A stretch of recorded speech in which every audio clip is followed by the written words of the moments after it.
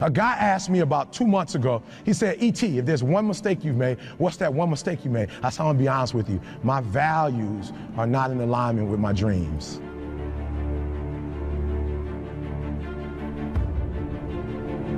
He said, E.T., what do you mean by that? I said, I want to tell you a story. I got a good friend of mine he came to me and said, Eric, my marriage is not where my marriage needs to be. I need to make some adjustments. I see you and your wife. I see how much time you spend with your wife, how much time you spend with your children, and I want that. You buy your wife roses regularly. You're always taking her out to eat. Like, I'm watching you. You spoil her. E.T., what can I do? And so I told him what to do, and guess what he started doing, God? He started doing the exact same thing I started doing. And he said, Eric, it's not working. Like, I'm doing exactly what you're doing, but it's not working. He said, why isn't it working? I said, you know why it's not working? Because your values and your dream, you say you want a better marriage. But I told you need to iron your wife's clothes. You know what he told me? After a while, he said, I'm gonna be honest with you, Eric. I know, you told me to iron, you told me to wash, you told me to cook, but where I come from, he said, I'm gonna be honest, Eric, when I do that, I feel like a punk. And I said, that's why you're having a hard time doing it. Because your value system says a man is not supposed to iron, a man is not supposed to cook, a man is not supposed to wash dishes. That's what your value system says. So you're doing one thing, but you're going against your own value system. The reason why I'm having such an easy time washing clothes and cooking and ironing, you know why? Because nothing is as important to me as my marriage. And I would rather be happy. I would rather be happy than to say I ain't no punk. Make me a punk. I want to be a punk. I realized that information changes situations. And so I'd rather buy a book than buy a house. Because if I buy a book, I can buy several homes. But if I buy a home and I don't have the right information, guys, okay, I'm leaving you with this. This is crazy. Can I be honest with you guys? You could burn my house down and it wouldn't bother me. Well, how do I know? I had a home that a tornado tore down in Alabama. It didn't bother me. Why? Because we have the blueprint and they can rebuild it. You can take all my money out the bank. It might hit me. Ooh. If I would tell you my lineup of speaking and our audio book, what we're making every month, we'll be all right. I can make more money. But if you take the knowledge out of my head and take the experiences that I have, I'm broke. I'm nothing.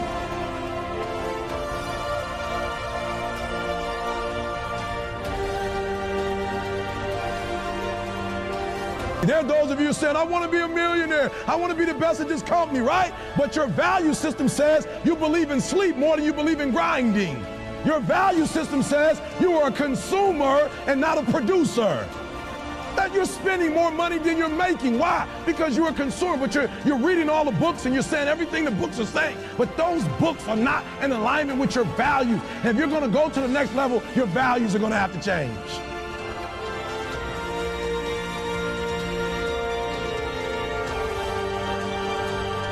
The problem with most people is that you're not obsessed with improvement. You're obsessed with making money. You're obsessed with taking your business to the next level. And can I be honest with you guys? When you become obsessed with improvement, I will spend more time learning in Australia than I will speaking. I will spend more time sitting under people. I will spend more time with Glenn. I will spend more time with Aaron. I will spend more time learning than I will speaking in this country. I will walk away with stuff I never heard before, books I've never read before.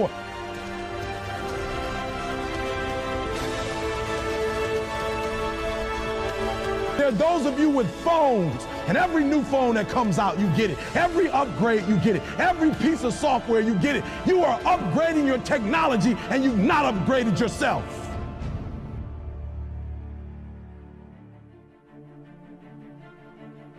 Listen to me, a true hunter, watch me. A true hunter is wired differently. He's wired differently. Doesn't have the same makeup. Listen to me, what makes a gazelle is how he's wired. When a lion sees a gazelle and the gazelle sees the lion, both beasts see each other at the exact same time. When the gazelle sees the lion, because of how he's wired, he automatically, fear takes over. When the lion sees a gazelle, he lights up. It's showtime. The hunt is on. This is what I was made for. And if you ever studied a lion in his natural environment, watch this, guys. If an animal is wounded, the lion won't even do what? Won't attack. Right? For real, there's some of you, there are opportunities that you're like, it's too difficult, it's too hard, nobody can do it. You're not wired properly. A lion welcomes the challenge. As a matter of fact, they don't get excited unless it is a challenge. They're wired differently. The gazelle immediately, when the gazelle immediately sees a lion, the first thing it thinks about is, let's go. First thing the lion does is like, let's eat. So you gotta do me a huge favor. If you're gonna get to a certain level, you gotta welcome it. So everybody's like, E.T., man, you just so positive, everything in your life, man, you just got it going on. I'm a real lion. With a real lion, you'll never know. You'll never know what's going on in my life because I'm a lion. And under every single circumstance, I'm a lion.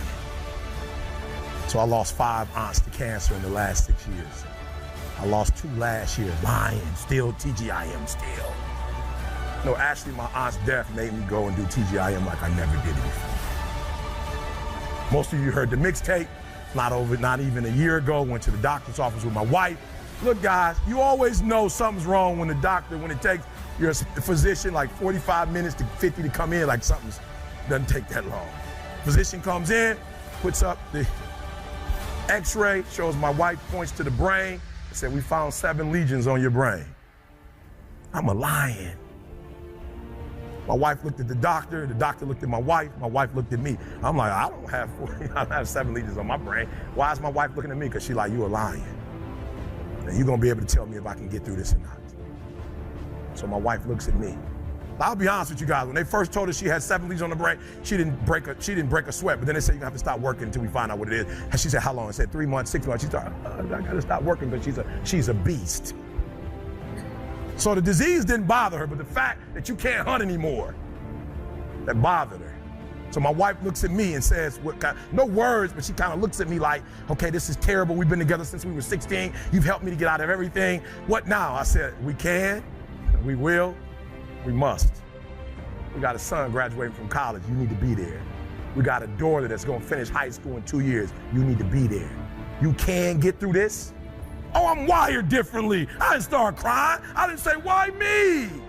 Why my wife? I'm doing good to the world. I'm not hurting anybody. Why me? I'm wired differently. A t-shirt came from it. A video came from it that has over 1 million hits that inspired people called what? I can. I will. I must. Turn it into a t-shirt. We turn tragedy into triumph.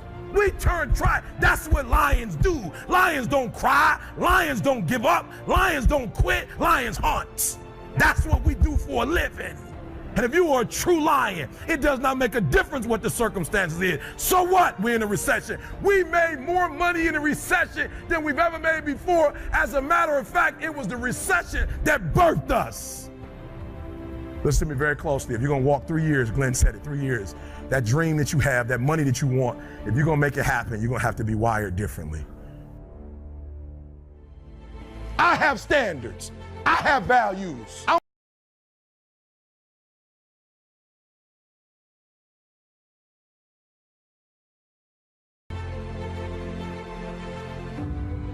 You always want to blame other people. You want to.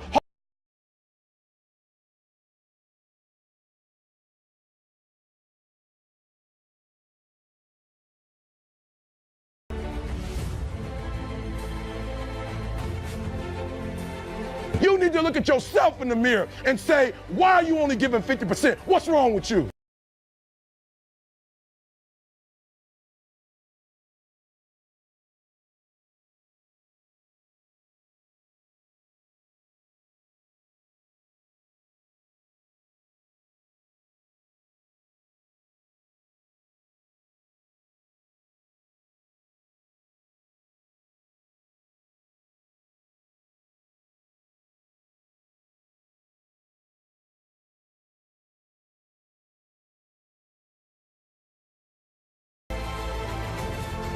I value myself enough to give 120% or don't do it.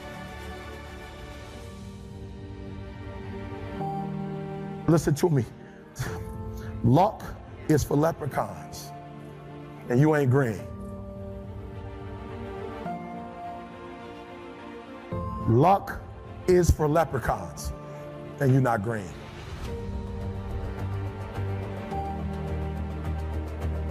I'm gonna say it again. Luck is for leprechauns and you're not green. What I am telling you is that if you're willing to go beast mode, you can have whatever you want. I'm a living example. You can start from nothing. Start from nothing. You know the story. Mom was a teenage mom. Start with nothing. Grandma had 14 kids. Start with nothing. 2-bedroom house, 1 bathroom. Mom got kicked out because she had me. Start with nothing. Start with nothing, high school dropout. Start with nothing, homeless. 12 years to get a 4-year degree from the university. Start with nothing if you are willing to grind. I believe effort, and you've heard me say it. You might come from privilege. You might have a father that can give you everything your little heart desires, but you will not outwork me.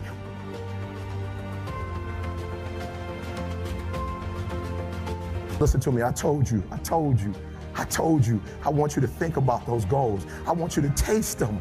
I want you to internalize it. I'm not asking you to tell me what your goals are because I'm interested in hearing everybody in the room. I couldn't possibly do anything with it. Listen to me, this is what I'm telling you. I'm telling you to dream your dream because I want you to feel it.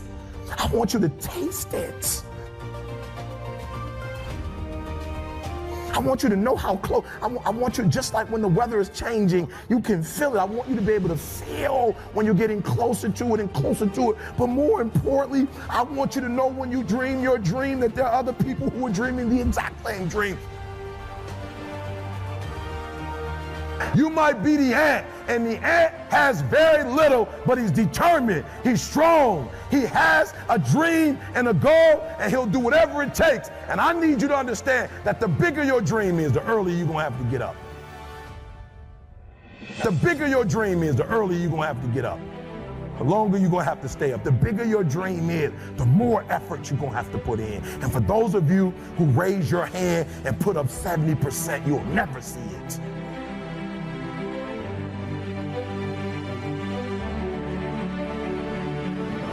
You'll never see it for those of you who are 70% beast mode, 30% gazelle.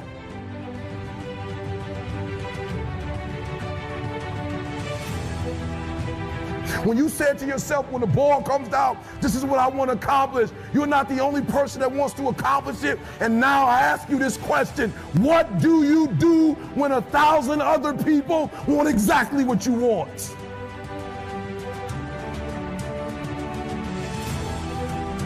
What do you do when you're not the only one that wants to make $1 million in your company? You're not the only one that wants to be the president. You're not the only one that wants to be the CEO. What if you're not the only one that wants what you want? What if there are thousands of other people who want what you want? You have to outwork them.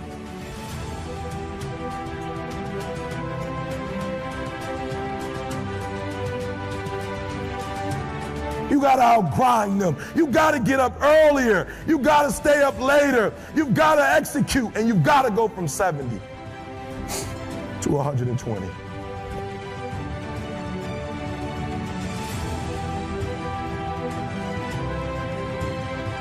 No excuses, guys. I wish you could pay me $1,000 today, and I could tell you 70% is enough. I wish you could pay me $1,500. I wish you could pay me $1,500.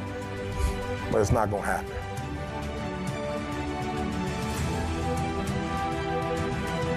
You're thinking, I want you to get it out your system.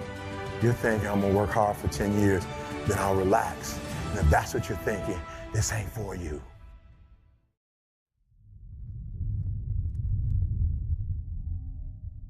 I can do 18, 22 hours a day easily. Just keep banging on. To thrive in whatever you do, please understand your terrain.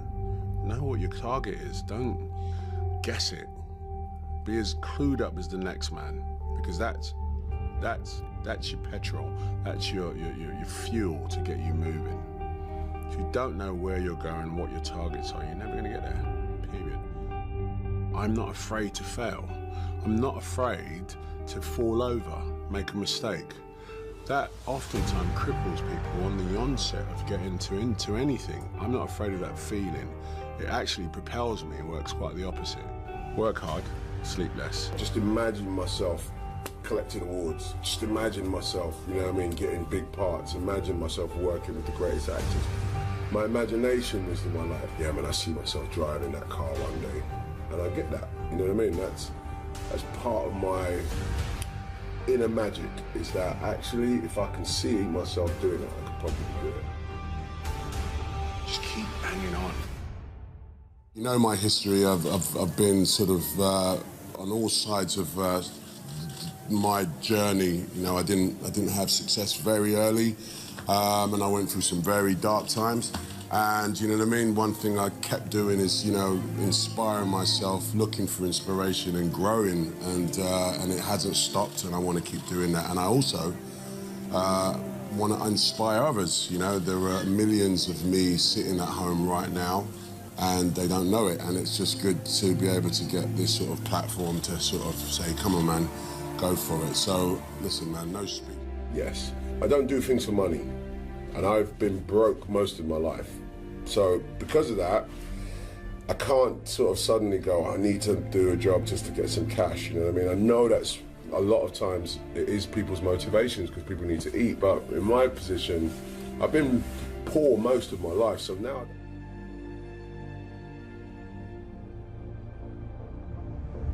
When I was 16, contemplating being an actor, I was in sound systems, DJing, you know what I mean? And, you know, it was like that or this. So I always go back to DJing. I always have a studio, I always have turntables, always.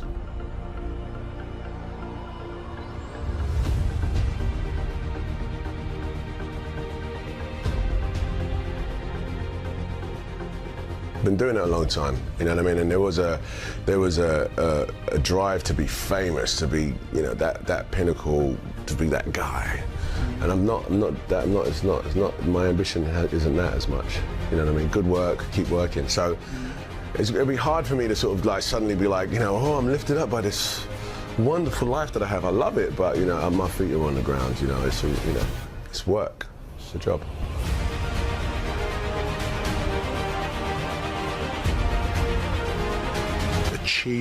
Achievement is inspirational to me, you know, people doing it. Someone that on Monday didn't know how to do this and by Friday can do it. That is an inspiration to me. I'm not afraid to fail. I'm not afraid to fall over, make a mistake. That oftentimes cripples people on the onset of getting into anything. The first time I ever picked up the DJ decks was horrible. Horrible now, but I'm not afraid of that. I'm not afraid of that feeling. It actually propels me and works quite the opposite.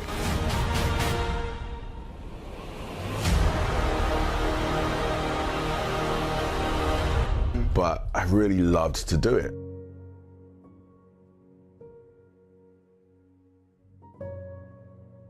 My breakthrough was actually deciding I wanted to be an actor and go into a drama college. Not a drama college, I did a performing arts course. That changed my life. It turned my dreams into a reality. It gave me an actual, tangible target to go, oh, actually, I could do this. That was my breakthrough, because it was a breakthrough of my mind.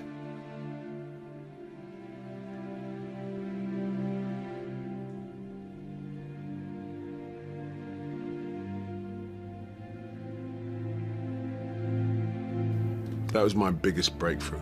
Of course, there have been numerous breakthroughs over my career and my life, which I'm all proud of, but none so much as that realization that I want to be an actor. To thrive in whatever you do, please understand your terrain. Know what your target is. Don't guess it. Be as clued up as the next man, because that's your petrol. That's your fuel to get you moving. If you don't know where you're going, what your targets are, you're never going to get there, period. Work hard, sleep less. Keep your head down. Like when I swim, I've got 25 laps, guaranteed if I look up and start counting those laps, I'm petered out by 15. If I put my head down and keep working away and work at technique, work at internal rhythm, work at I hit that length, I don't even know what length I'm on. Guarantee you I'll look up and it'll be 20 and 3 more to go. And that's a very simple device, but I think people find themselves incrementally checking how far they've got. And that, you know, when you compare it to anybody else or whatever, it's just it's a recipe for disaster. Just keep banging on.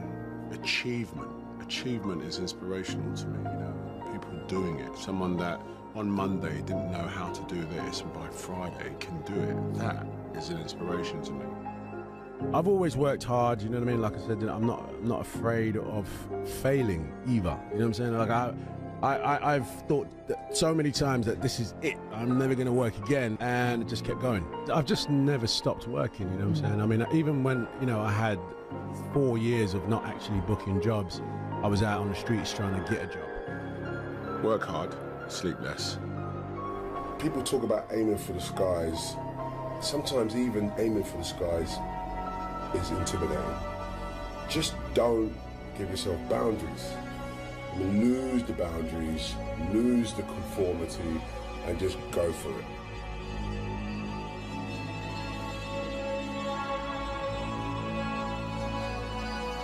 I used to hustle these streets, thinking about, you know, one day I'm going to be on in New York, and New York was that, you know, sort of big pinnacle mountain, and here I am.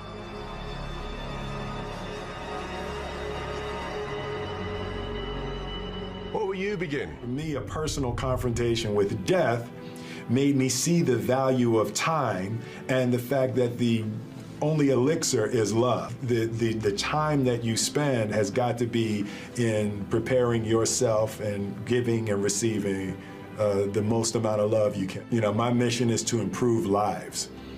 So I want to do things that put positivity and positive energy and love into the world. You know, I've always been really product oriented. You know, it's like, I want to win.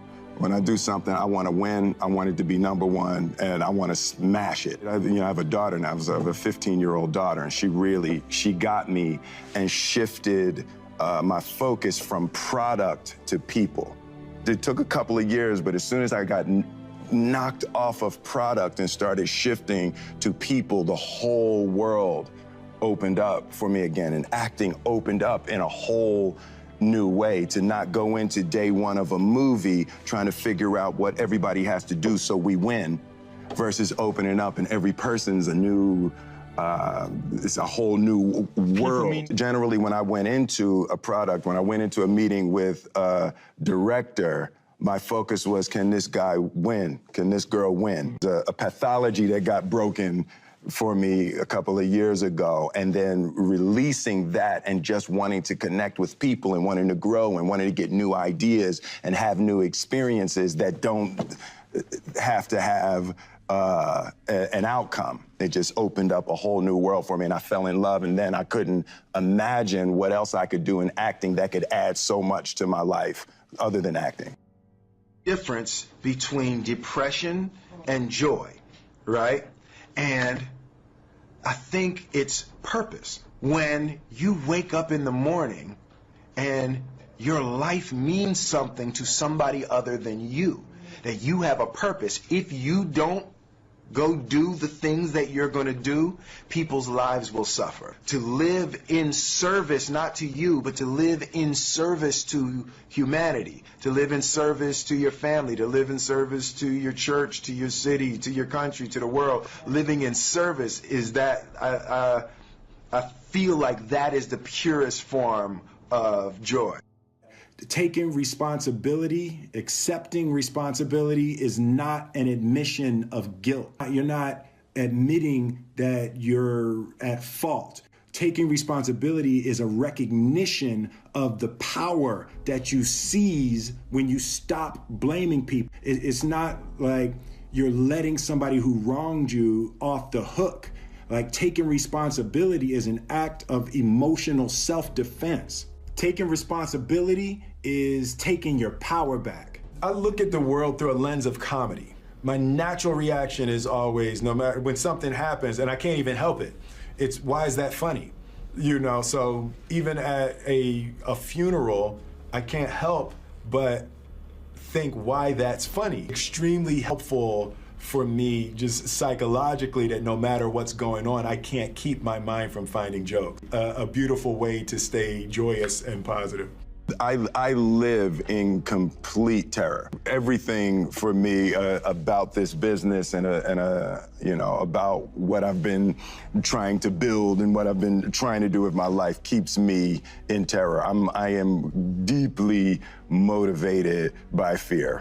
I'm trying to develop a more realistic perspective of what this business is. When I was 15 years old, my first girlfriend cheated on me. Oh.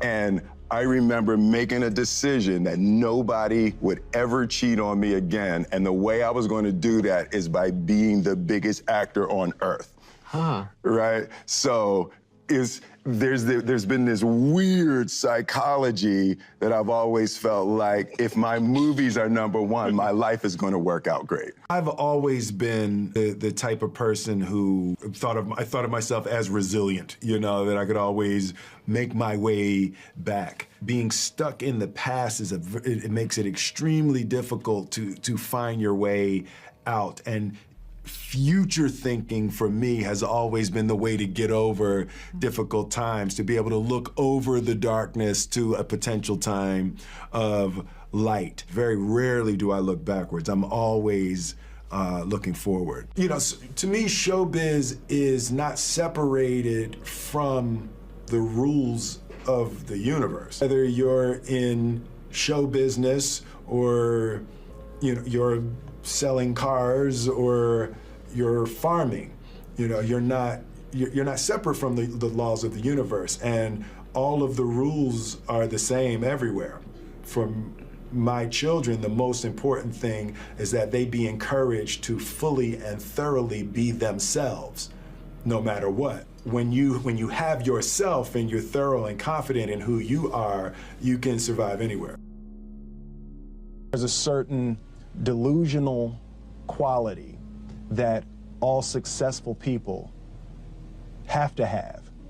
You have to believe that something different than what has happened for the last 50 million years of history. You have to believe that something different can happen. Yeah, it's almost a kind of innocence. Absolutely. In other words, if you knew how difficult it was, right, you would have never gone down that path. Absolutely. You know, if somebody had said to Ali, no one can beat this guy. He's this much stronger, he's this much bigger, he's got that much bigger punch than you do, and he believed that, he would have said, never you got to have an take the innocence first that step. somehow. Absolutely. You know, I think that's a huge part of me, because, and I say to my friends all the time, and we laugh about it, I truly, honestly, as I sit here before you right now, as honestly as I can say it to you, I truly believe that I could be the president if I wanted to.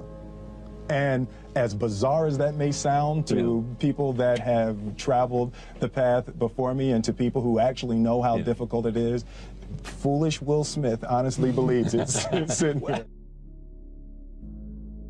I feel very strongly that we are who we choose to be. I consider myself an alchemist. An alchemist is basically a mystical chemist. And one of the great feats that alchemists used to do is they would take lead, just take a chunk of lead, and they could turn lead into gold. Being able to turn lead into gold. You know, my grandmother used to say, you know, life give you a lemon, you go ahead and make lemonade. Absolutely. To me, that's alchemy. That's the same concept behind the alchemist. You don't set out to build a wall. You don't say, I'm going to build the biggest, baddest, greatest wall that's ever been built. You don't start there. You say, I'm going to lay this brick as perfectly as a brick can be laid. There will not be one brick on the face of the earth that's going to be laid better than this brick that I'm going to lay in this next 10 minutes. And you do that every single day. And soon you have a wall. And soon you have a wall. It's difficult to take the first step when you look how big the task is. The task is never huge to me. It's always one brick. I don't want to be an icon. I realize that to have the level of success that I want to have, it's difficult to spread it out and do multiple things. You know, it's in order to to be world class, and I've made a decision I want to be world class. And it takes such a desperate, obsessive focus to excel on the level that I want to make movies. You know, I was Star Wars when I was young. I sat in the movie theater and watched Star Wars, and I just couldn't believe that that movie made me feel like that, just floored and just stunned by the creativity. And just I'm realizing that in order to move people in that way, in order to touch people in that way, you really got to focus with all of your fiber and all of your heart and all of your creativity. We didn't grow up with the sense that where we were was where we were going to be. You know, we grew up with the sense that where we were almost didn't matter because we were becoming something greater. As a child, my parents always told me you could be whatever you want to be. You could do whatever you want to do. It was something I heard my parents saying it, but I didn't totally believe it. Yet I went out in the world and I carried myself and I held my head high and I stood there and I looked people in their eyes and I talked to people as if I was deserving of everything that this planet has to offer. Confucius said one time, he who says he can and he who says he can't are both usually right. So I want to stand here before you, and as I hold this award, I want to give love to my wife, and I want you to keep in your heart, just know that you can. Know that you. The road to success is through commitment and through the strength to drive through that commitment when it gets hard. And it is going to get hard, and you're going to want to quit sometimes, but it'll be colored by who you are and more who you want to be. I definitely found that wanting to be an actor stems from wanting to be somebody. Separation of talent and skill is one of the greatest misunderstood concepts for people who are trying to excel, who have dreams, that want to do things. Talent you have naturally. Skill is only developed by hours and hours and hours of beating on your craft. For me, it has been to be that guy that does what people say can't be done, you know? And I think it started with trying to please my mother and trying to please my grandmother, and they always wanted higher for me. They always wanted more for me. And it got to the point that I wanted to be something. I wanted to be somebody.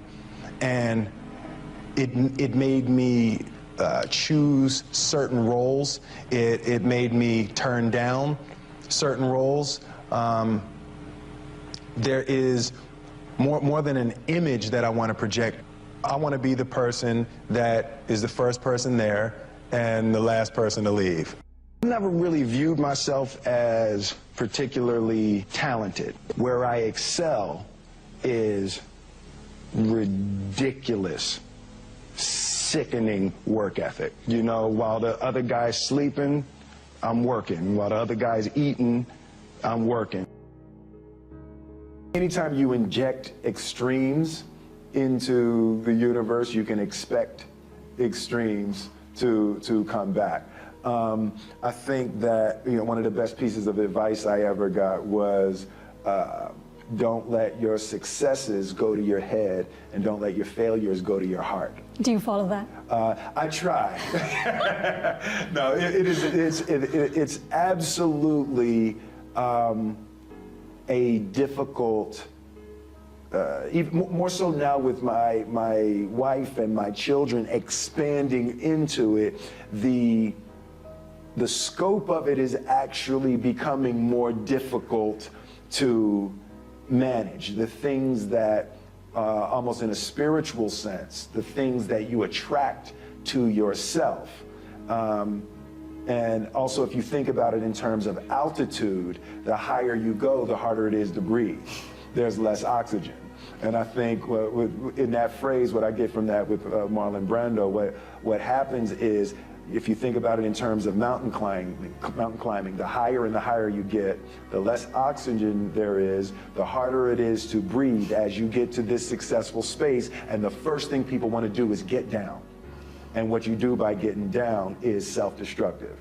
and I'm just working hard to make sure that I don't allow the lack of oxygen to dull my appreciation for the gifts I've been given. Rome wasn't built in a day. We all know that. Everyone hears that. But Rome also didn't fall apart overnight either. It took hundreds of years for Rome to reach its peak, but it also took time, hundreds of years, for Rome to decay and fall apart. And that is representative of life, because you don't achieve worthwhile goals quickly or easily. They take time. They take struggle. They take relentless pursuit day in and day out. That's what it takes. But also, things don't usually fall apart quickly either. At least at first, it's a slow process. A little slip here, a little setback over there, a little wearing down of discipline and will over time. That's the thing. Success and failure are generally slow processes. Either slowly building things up or gradually tearing them down. And that's why I say you've got to pay attention. You have to watch. You have to watch every single second. Because those seconds, they turn into minutes.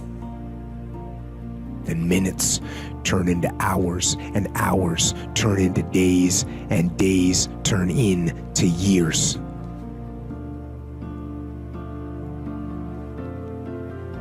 And so, that second that just went by, that counted. And so did that second. And so did that one. And in those precious seconds, you were either building or you were decaying. You were either gaining ground or you were losing ground in that second. And in every second.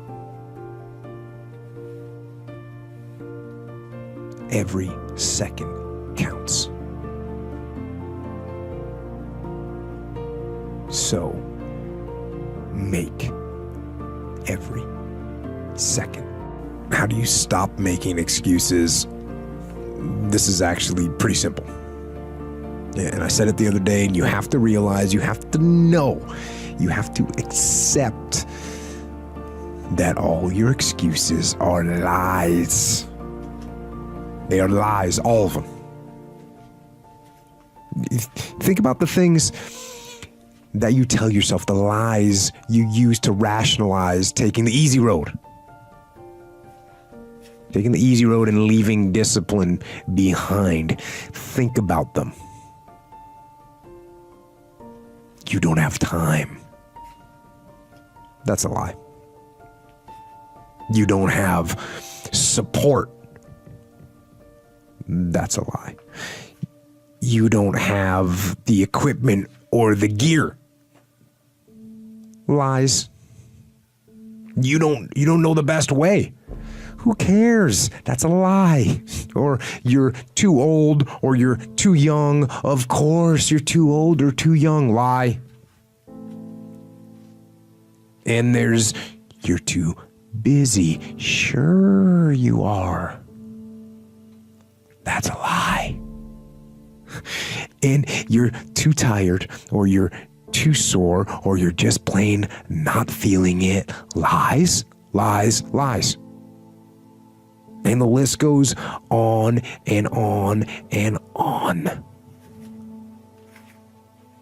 And it doesn't stop if you don't make it stop. So recognize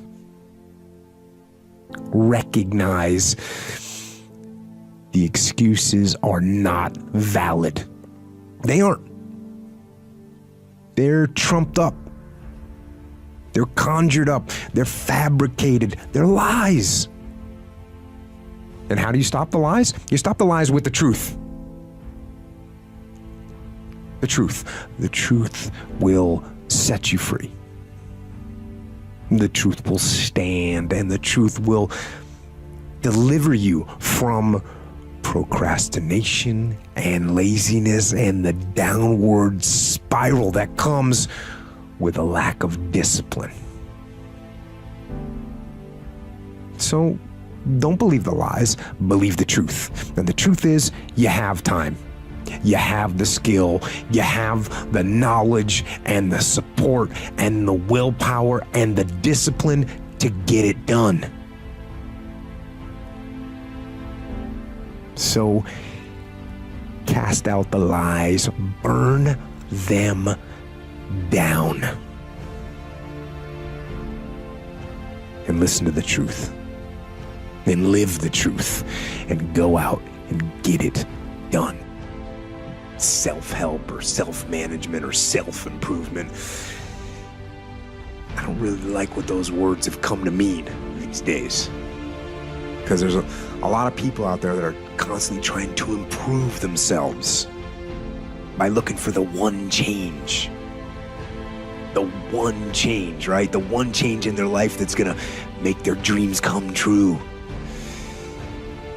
And even worse, on top of that, there's a lot of people out there, a lot of self-help gurus and these hyperactive motivational speakers and these other self-appointed modern Zen yoga warriors that they're trying to sell the one thing. They're trying to sell the 9 steps or the enlightened path that's going to allow you to unlock all of your human potential and fulfill the dreams so you can live the life that you've always wanted to live.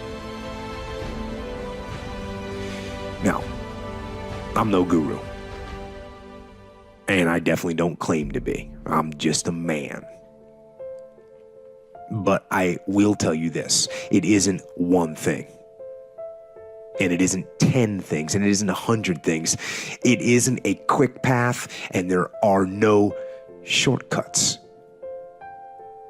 And meditation won't get you there, and neither will a miracle drug or an organic supplement or some superfood. Getting better isn't a hack or a trick or a one change that you need to make. Getting better is a campaign. It's a campaign. It's a daily, a weekly, it's an hourly fight. An incessant fight that doesn't stop against weakness and against temptation and against laziness. It's a campaign of discipline. It's a campaign of hard work and dedication. It's waking up early and going to bed late and grinding out every second in between. Every single day. So, you want to get better? You want to self-improve? Stop looking for a shortcut and go find your alarm clock and find your discipline and find your guts and your passion and your drive and find your will. And then you will find your freedom. Those days when I'm tired or worn out or just basically sick of the grind. What do I do on those days? I go anyways. I get it done, even if I'm just going through the motions. I go through the motions. I don't really want to work out. I work out. I really don't want to hammer on a project. I hammer on the project. Don't really want to get up and get out of bed. Yeah, I get up and get out of bed. Now, these could be signals that you need some time off. And those signals might be right. They could be correct. But don't take today off. Not today. Wait until tomorrow. Don't give in to the immediate gratification that is whispering in your ear. Shut that down. Do not listen to that little voice. Instead, go through the motions. Lift the weights, sprint the hill, work on the project, get out of bed. Now, as an overall rule, I do not like procrastination. You need to get things done. But if you are going to rest, that is one thing that you should procrastinate on. That's the one thing I want you to put off until tomorrow. And if, when tomorrow comes, you still feel like you need to rest or you need to take a break, then okay. Take it. But the chances are you won't. You won't need that rest. Chances are you will realize that the desire to rest was just weakness. It was just the desire to take the path of least resistance, the downhill path, the easy path. And by simply going through the motions, you overcame that path and you stayed on the righteous path, the disciplined path. You stayed on the war path, which is right where you know that you belong. I keep getting asked this type of question: how do I get discipline, or how do I want discipline, or how do I maintain discipline? And the answer, it's a simple answer, but obviously it's not easy. And there's all kinds of little tricks and methods that people talk about. And, you know, they have some merit. You know, maybe they do work, these things, you know, do the little things people say, and wake up early. I say that, and write things down, and take cold showers, and tell everyone what you're going to do. So broadcast it and make promises or make bets with your friends of something that you don't want to lose. And those things, those ideas, they're cool. I'm sure they're going to have some impact. And if they work for you, that's awesome. But the fact of the matter is that the reason discipline is hard to maintain is because it is hard to maintain. That's what makes discipline hard. It's hard. And if you hear me claim that discipline is easy for me, then straight up, that's just my ego talking.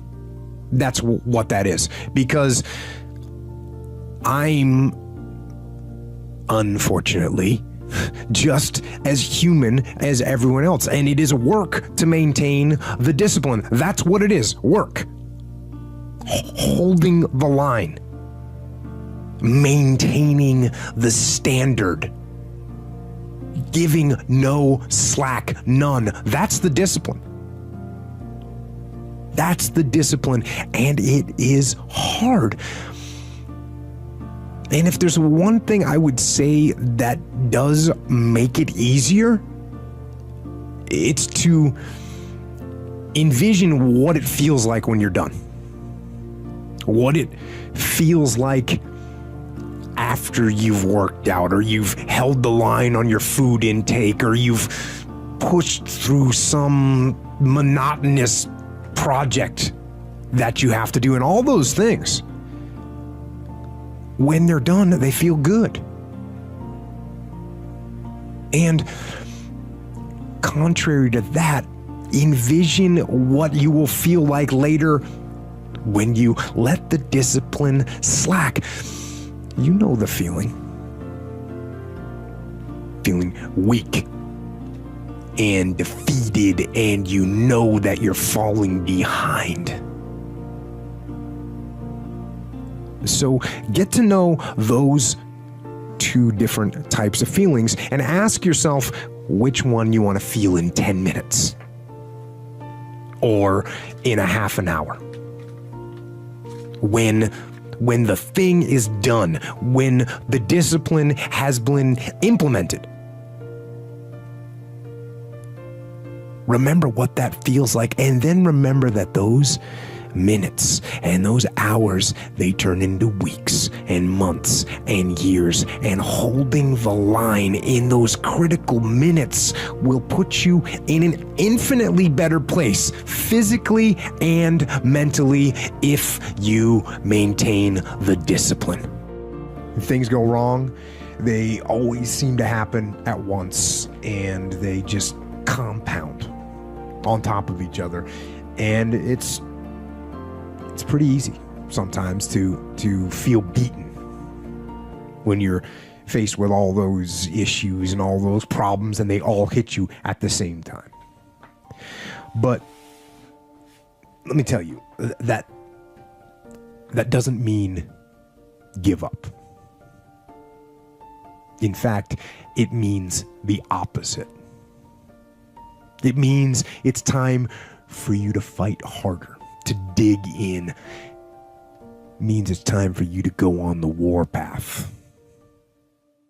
When you're working on a dream, at some point in time, a transition takes place. And the transition is what you are becoming in pursuit of the dream. Because even if you don't get the dream, you become such a strong and powerful person. It will so change your life, you can look at something else and say, well, I think I'll go do this then. Because you've now developed yourself in such confidence and such competence in how to deal in the arena of life that you can move into another area and not miss a beat. Once you begin to discover who you are, then you really realize how you have been given authority and dominion over everything on the face of the earth, including all the dimensions of your life. But you can only do that through the struggle of life. And most people avoid the struggle. Most people go through life avoiding pain. And when you go through life like that, something in you dies. Something in you that you never activate is lying dormant in there, that you never get a chance to call on because you have not challenged yourself. Somebody said, the land of familiarity belongs to the dead. That most people like to feel like they're a king in the area of their comfort zone. They only want to do those things that they know how to do well. Osborne said, unless you attempt to do something beyond that which you've already mastered, you will never grow. So if you want to begin to grow, you've got to put something out here that you can't reach easily, that has got to make you stretch, got to make you jump for it, got to make you get back a little bit and dig in so that you can take a leap for it. And maybe you jump up there and you miss it and you skin your knees and you come back again and you bust your lip next time.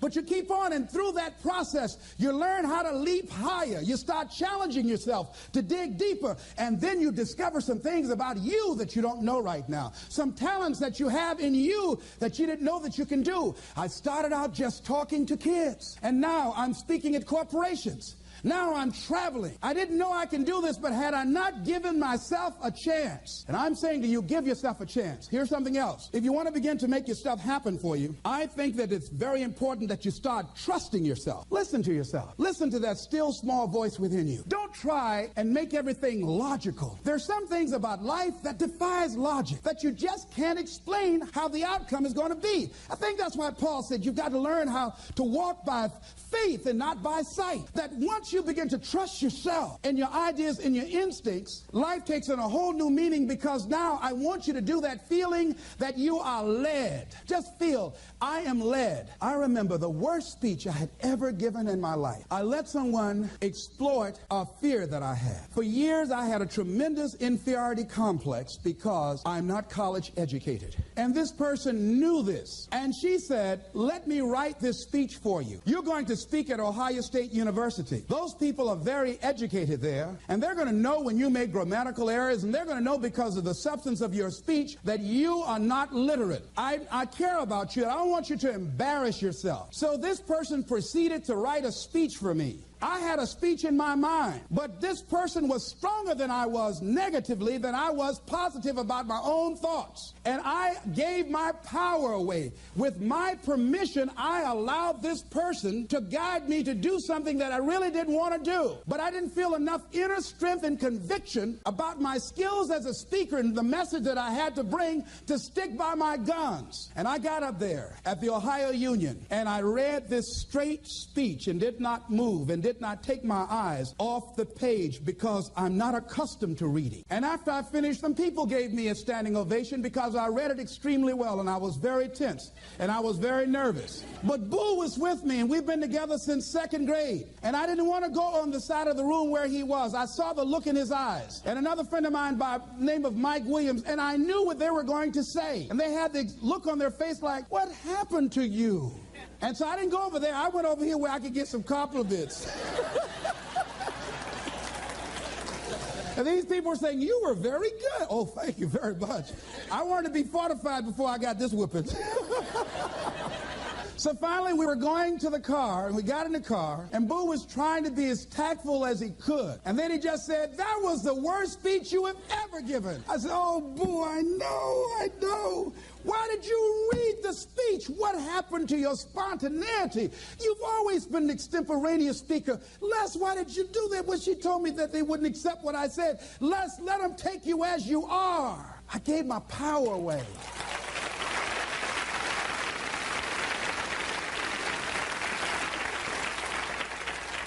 Ladies and gentlemen, don't give your power away. You don't need anybody to approve your dream. It was given to you. If they can't see it, it's because it wasn't given to them. It was given to you. Hold it, nourish it, cultivate it, work on it. It's yours. It's your baby. Work on it until it comes into fruition. I gave away my power, and I said, I'm not going to do that no more. If you've ever given away your power, repeat after me, please. I'm not going to do that no more.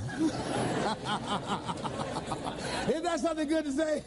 No. All right? Here's something else for those who make it today. Do what you know is right. Treat people like you want to be treated. Don't try and take any shortcuts. Don't try and cheat. Pay your dues up front. I believe, ladies and gentlemen, what goes around comes around. You can pay now, or you will pay double later. So do the right thing. There might be a tendency sometimes, because of the negative part of our consciousness and our own programming, for us to want to say, well, I'll just do it this time. It won't matter. Won't nobody know. Ladies and gentlemen, everything matters. And you know you're somebody. You know. I'd rather lose out on my dream doing the right thing than to cheat trying to make a shortcut to get to my goal. I want to be able to look myself in the mirror. And that's what you want to do. There's no saying, judge a man not by what he does, but by that he doesn't have to do. And to judge the true quality of a man is what do you do when nobody's looking. See, there's some good out there for you in the universe that has your name on it. And nobody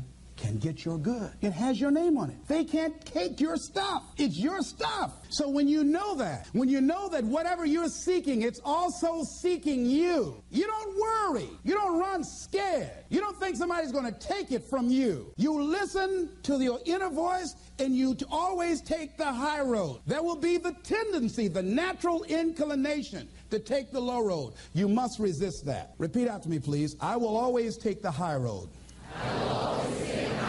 And do the right thing. No matter what. Shake somebody's hand on your right and left and say, do the right thing.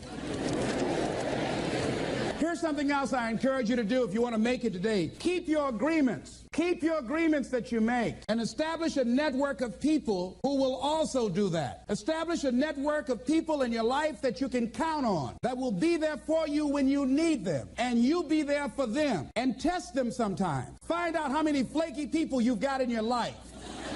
Ask them to meet you someplace and say, this is very important for me. Will you be there for me? I need you. And whoever shows up, write their name down. Those that don't show up, draw a line through their name. And when they call you, make sure you're not available for them. Are you busy? No. I just choose not to deal with you in this way. Get all the flaky people out of your life. I asked a friend of mine today about a mutual friend. I said, have you talked to him? She said, no. I said, why? He's so negative. I had to cut him out of my life. I couldn't risk having him in my life. In my office, I have a lot of fruit, and I had a basket of apples on the table, and I had a plum that had spoiled. When I picked the plum up off this granny apple, it left a brown spot. You ever heard said one spoiled apple will spoil a whole barrel? One negative person can spoil your whole life. Leave the flakes alone. People that are seriously not serious. And if you're surrounded by flakes, that tells you who you are.